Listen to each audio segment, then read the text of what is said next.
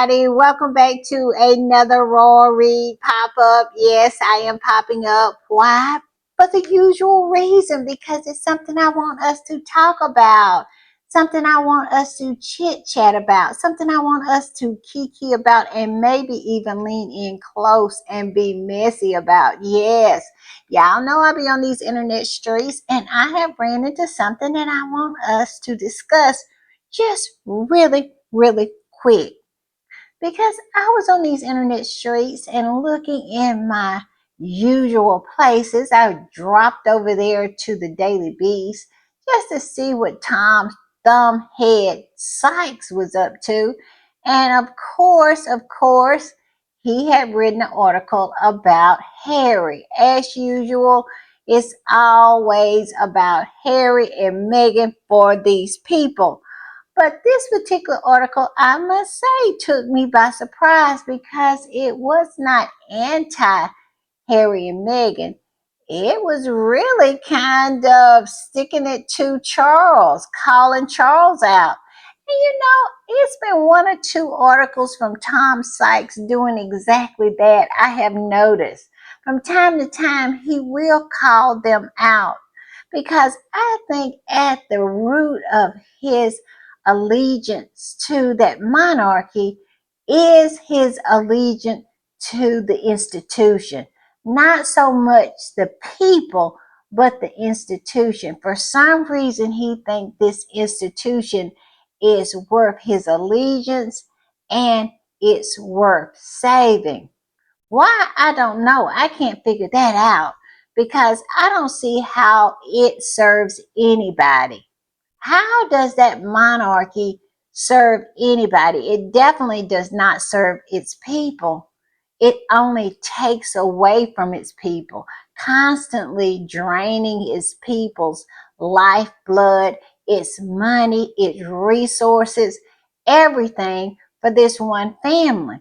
So I don't know where he's coming from, but he is a toady, he is a royalist, and he's proud of it because he puts it at the top of every article that he writes that he's a royalist. So go figure that one out. But yes, well, basically, it's two articles. It's this article I want to talk about real quick, and it's another article in People. And they're kind of connected. So that's the reason I put them together. But I am going to put this article up first. And it's not an article that has a lot of substance to it. Believe it or not, it seems to me that he just wrote this article to tell Charles he needs to get with it and patch things up with Harry, because it was no new information in this article. All it was about was the balcony and all of the other activities that went along with VE Day, because he's saying pretty much that they're boring and they need to do something about it because he can see them circling the drain. Well, if you have two eyes, you should be able to see this. But these people, they are so caught up in their bubble and caught up in their belief that somehow they're ordained by God, they cannot see that they're destroying themselves, that their behavior is causing the people to turn away from them because they serve no purpose. I saw the day where Jeremy Vine actually posed a question if the royals were worth the money. And of course, I didn't watch the segment. I'm going to have to go back and watch it, but that to me, that's an easy question to answer. How in the world is Charles, his horse, William, who never works, and Kitty Cat, who does nothing but lie and feign about cancer and copy off of Meghan, how in the world are these people worth running a $500 million check every year? And that does not include their security.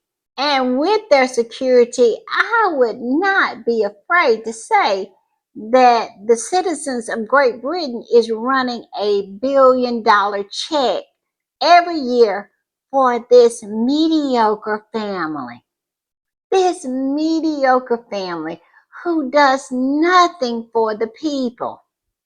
I remember Harry saying that he thought a modern day monarchy should serve the people.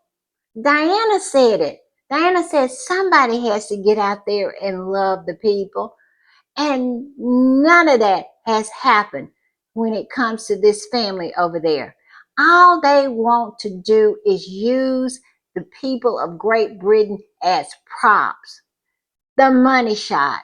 It has always been about them. I saw an article, I can't remember where it was, and they were talking about how sad it was that the royal family even made VE Day about them. It's always about the PR for these people. They don't ever want to actually do anything to improve any lives there in the UK, but they want to look like they are. I was watching this panel on GB News where Richard Fitzwilliam was debating Graham Smith, who is the CEO of this group called the Republic, who wants to abolish the royal family, to absolutely dismantle the institution. And let me tell you, he came for Fitzwilliam's neck.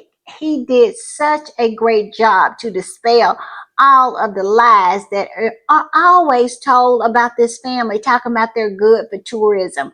He said that is a lie. And then he came with the receipts showing it was a lie. And then Fitzwilliam was talking about how the royal family is considered soft power, meaning that they are a weapon to be used for diplomacy for Great Britain. And I'm telling you, I cackled so hard, I think I hurt my neck when I threw my head back. Because, are you kidding me?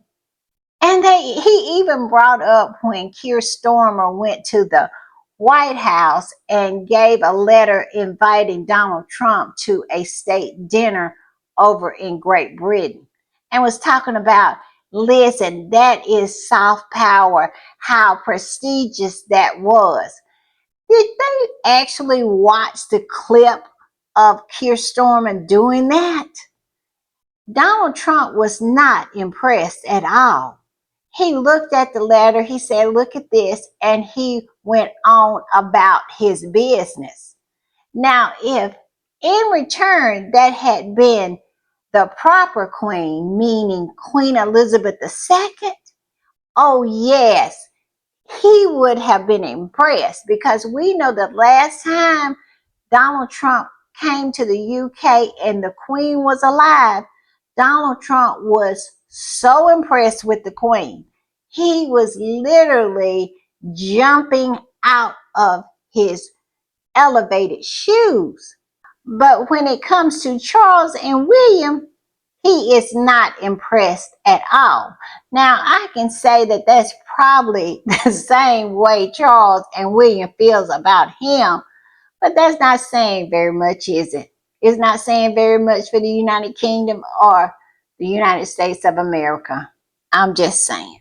But the point that I'm trying to make is, and the point that Graham Smith made was, this family has zero positive and a boatload of negatives when it comes to the United Kingdom. They don't benefit the people at all. All they do is take and take and take.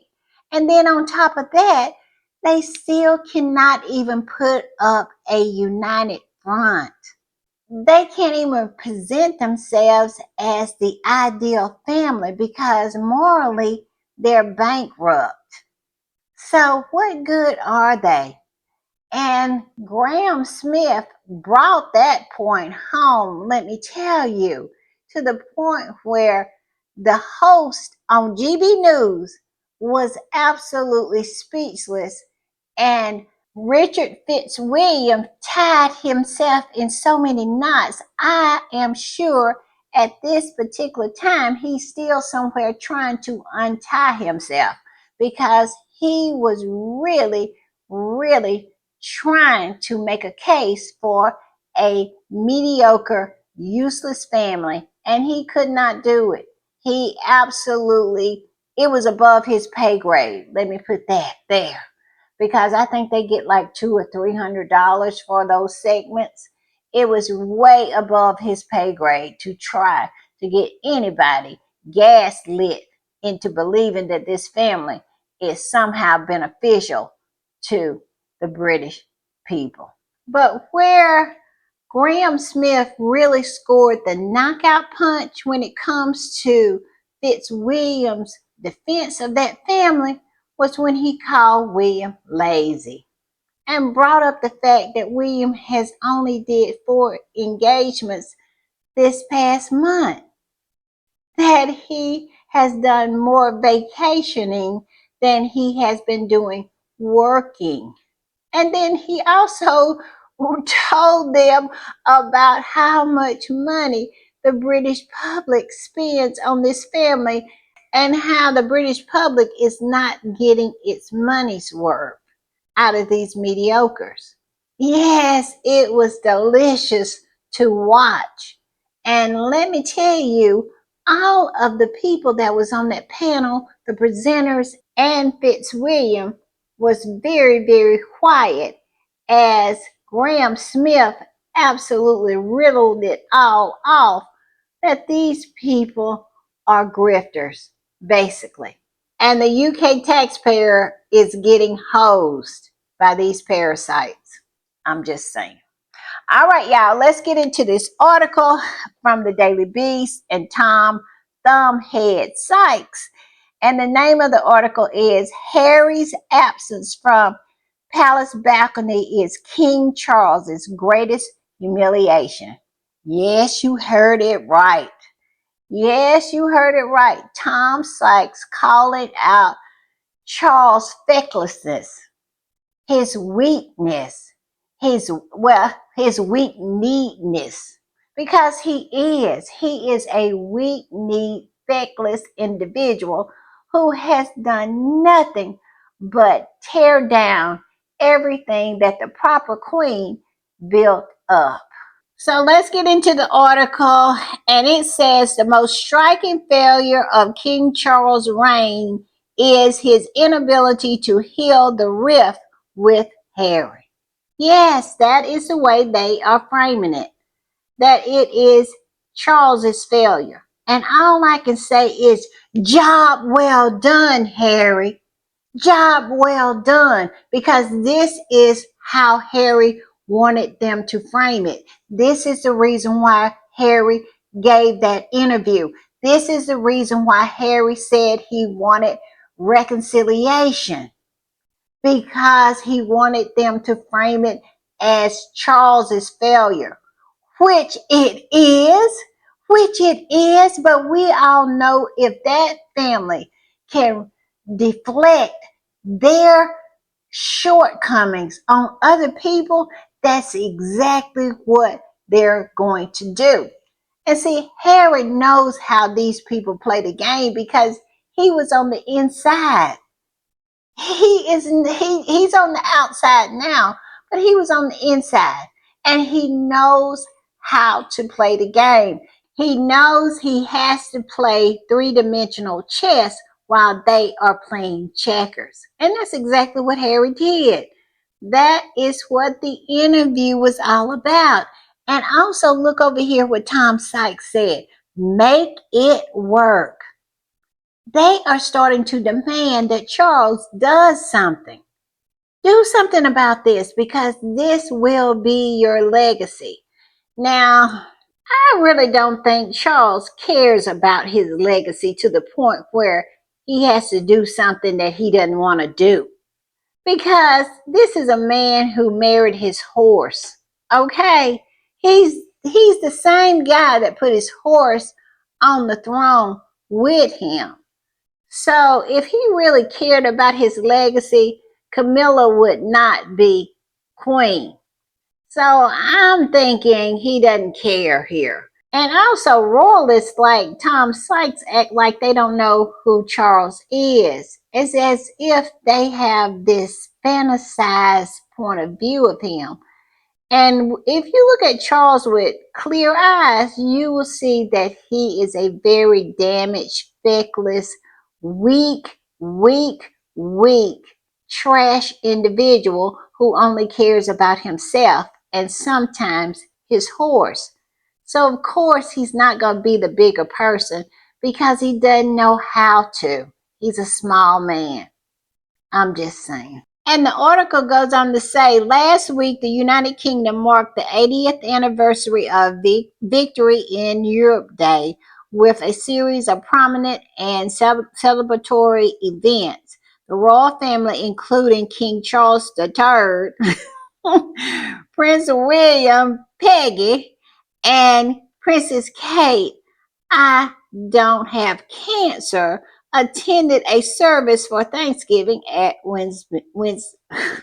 I'm being messy. Westminster Abbey, observing 2 minutes of silence in remembrance. The commemorations culminated in a classic royal concert at Horse Guard Parade, celebrating the resilience and the unity of the nation with plenty of Union Jack imagery. Notably absent from these events were Prince Harry, despite being one of the very few living royals who have seen active military service in Afghanistan. Well, it is as if these people are just learning that Harry no longer lives in the United Kingdom. He has been gone for half a decade. Why are you acting like you're shocked that he's absent?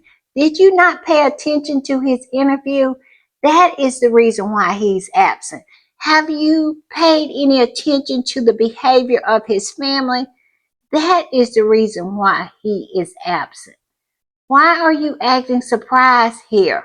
And it goes on to say, while it's valid to argue that Harry has behaved unwisely in litigating his grievances with the royal family in public, youthful idiocy in princes is usually forgiven. Well, Harry is not a youth. Harry is a grown man. And he pretty much said what he said. And what he said was truth because it was backed up with receipts. Things that had been said and documented in a court of law. So I don't know what Tom Sykes is talking about. And as for him airing his grievances publicly, well, he needed to do that to save his family's life because these people was coming for them.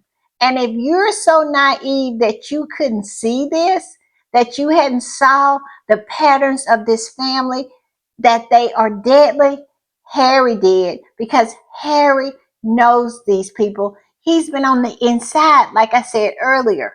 Now he's on the outside and he has to play the game on the outside. And the game that needs to be played on the outside is exposure. So these people cannot work their wickedness under the cloak of darkness. So I don't know what you're talking about, except that you want Harry back and you want Charles to get him back. But at the end of the day, Charles has been out here doing some treacherous things. And you are choosing to ignore it because, like I said, it's documented. The receipts are there for anybody and everybody to see. Harry can't come back to that place because of the fact of what they did to his mother. They want to do it to his wife, his kids, and him. So stop it. And it goes on to say, indeed, a YouGov poll this week indicated that Harry still maintains a 56% favorability rating in the United States. My whole thing is, well, I have two things to say about that. Number one, why are you polling a private citizen? It makes no sense to me why they even polled Harry in the first place. And the second thing I want to say about that is, doesn't that make you feel some kind of way? All of the garbage they have heaped on Harry, and they still have been unable to close the deal with the global public, with the people of the world, and I think with the people of the UK. They have tried and tried and tried to close the deal, but have been unable to do so. So now they're reversing course, and nobody cares. Harry doesn't care, Meghan doesn't care, no one cares at this point because it has gone too far. You have done too much. You have created too much pain, too much chaos, too much hurt, and too much danger for this couple. So we don't care about polls no more, and we don't care about any of this. Harry has said what he has said, and he is not coming back. I'm sorry, you're going to have to live with that balcony, that boring, boring, mediocre balcony of people who are unable to draw flies. I'm just saying. Now, this is the part that I found interesting. It says Harry's ongoing absence as the king fights cancer, of which Harry did his best last week to remind us it's probably going to kill him in a not too distant future without actually saying it. Now, I don't know if that's what Harry was saying because we all know that they don't tell Harry anything except if by Harry knowing it would somehow be useful for them to use to their benefit, like they did when they told Harry that Charles had his performative cancer. And Harry rushed over here with that big production, helicopters overhead, cameras following him all the way from the airport to Buckingham Palace. And all that whole thing was a production to put the stamp of approval on this performative cancer to get people to believe that it was true. And that is how and when they tell Harry something, only when they can use it to their advantage. I'm just saying. And it goes on to say, he talks about how because of this, because of what Harry said, he's putting out there that this cancer is probably going to kill Charles in the not so distant future. This is what he's saying. And I don't believe it. And I won't believe it until it happens. And if it does happen, I will say I was wrong because I don't know everything. But Charles doesn't look like somebody that's on the verge of death. I digress. And it goes on to say that this is an indictment of King Charles' authority, meaning that he is weak. Because it says sources close to the king and Prince William have repeatedly told the Daily Beast that the principal block towards reconciliation is William. And they are calling Charles out for being so weak that he would not go against what William wants. But I don't believe that. I believe Charles, let's look at Charles's track record. Charles has always done what he wanted to do. Even the Queen said that. And so you telling me that William is stopping Charles? If Charles wanted to reconcile with his son, they would reconcile. William would be a non factor. If anybody is the roadblock in all of this, it is the horse. And what Harry said about the horse in Spare. And they're trying to put it on William. Now, I'm not saying William doesn't feel that way, but I do not believe it's William who is the roadblock because we have saw time and time again that Charles could give a tinker's damn about whatever his two sons want. but he's always considered what the horse wants. So I'm just putting that out there. And it says, why is William able to dwarf the king? Again, it's all connected to Charles' decision to announce he had cancer, saying that weakened Charles. I don't believe none of that. I believe Charles weakened himself with his behavior. One thing Charles has never had when it comes to his sons, and he has never had their respect, especially William. And we all know, in order to deal with adult children, you have to have their respect because you can't make them do anything anymore. They have to respect you enough to do what you ask them to do. And Charles has no respect. He has none when it comes to William. You can see it play out in real time. Ever since William became financially independent, he has done whatever he wanted to do. He is doing exactly the way Charles did the Queen. William is now doing him that same way. And I just love it for him. So I don't believe any of that. I don't believe any of it. So they can try to put it on William, and I'm sure William is pleased with the whole decision, and he might even think that it has something to do with him, but he don't treat Charles any better. I'm just saying, he act like he don't really care. He didn't garnish any respect from William because of it, because maybe William done figured it out. It's not about him either. It's about the horse. I'm just saying. And let's talk about this whole thing with William, because I have a second article I want to talk about.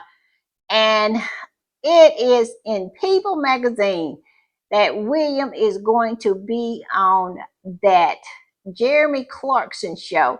And we had talked about this earlier. I think maybe earlier in the year, where William had decided that he is going to go on Jeremy Clarkson's farm show. And we talked about it then, but now it is going to be aired very, very soon. So people wrote this article about it. And my thoughts on it is this. This is all to hurt Harry, because William lie in his bed every night counting the ceiling tiles, trying to figure out what can I do to get my brother's attention, to let him know how much I hate him, to try to get some kind of response out of Harry, wanting Harry to actually care and not present so unbothered. And this is just another stunt coming from William's camp, trying to shoot a poison dart towards Harry and Meghan. They're so absolutely triggered by Harry and Meghan's happiness, Harry and Meghan's being so unbothered by all of the shenanigans. He is just so desperate, William is, to try to hurt his brother. And with this scenario in that bald head of his, thinking that somehow he has been wronged. I mean, do you know what kind of mental gymnastics you have to do? It is like origami almost, that you have to do to justify yourself being the victim when you have done all of the destruction, all of the smearing, all of the hurt has come from you towards your brother, but yet and still somehow in your fevered mind, you still think that you have been victimized in some kind of way, because the victim of your abuse decided to speak out and say what you did, what you're up to. Yes. And you and your wife is so obsessed with Harry and Meghan. It at this point, it is creepy. It is mind numbing to watch you copy them so hard on a daily basis. Now, it is something coming up. She is supposed to be narrating this show. Kitty Cat is supposed to, about the outdoors. When did Kitty Cat ever care about the outdoors until Megan went out in her garden and really started growing vegetables and doing out in nature? Megan has been doing this from the beginning, but here they are. He is even in it. They just cannot allow Harry and Meghan to do anything without them trailing behind and copying. I don't see how Harry and Meghan takes it because it's just so twisted and demented how these two have not an original idea between the two of them and their PR team, that they do nothing but sit and watch and see what Harry and Meghan is doing and do exactly that. It is so annoying. It really, really is. I hope Harry and Meghan is able to laugh about it, because it should be laughed at, because it's so pathetic. They are so pathetic. So I hope Harry and Meghan sits around and just laughs and cackles and kiki about it and just points out how pathetic they are. Harry and Meghan should do something really ridiculous just to get them to do it too.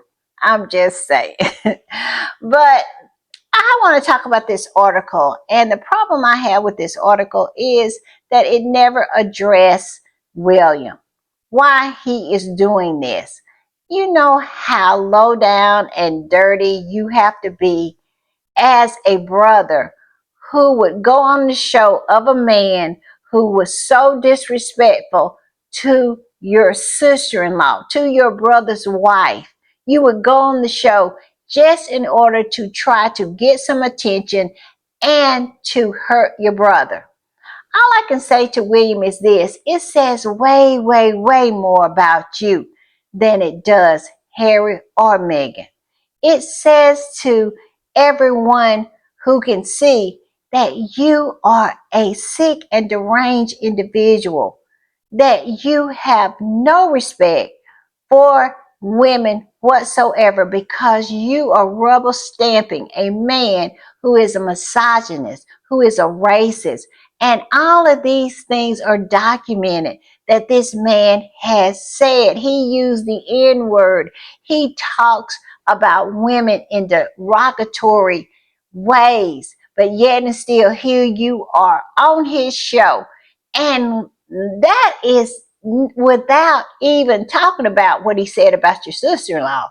He has done these things prior to that, but yet and still here you are trying to get a lick in on your brother and rubber stamping and associating yourself with this racist, with this misogynist.